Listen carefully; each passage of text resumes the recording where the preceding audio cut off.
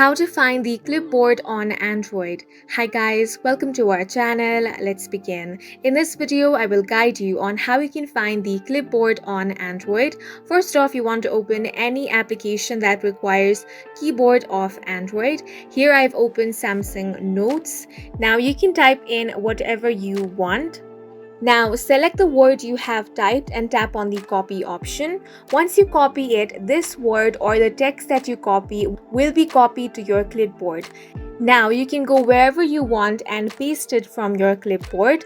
If you want to access your clipboard, all you want to do is on the keyboard you want to tap on these three dots. Now you have different options here.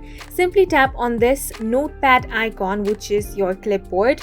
Once you tap on this, everything that you have copied will be visible here. So as you can see, the recently copied word is here, so you can tap on that.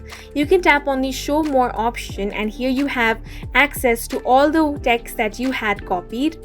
If you want to delete any text from your clipboard, you simply want to tap on this delete icon. Now you want to select the text that you want to delete and tap on the delete option. Tap on delete here and that will be deleted from your clipboard.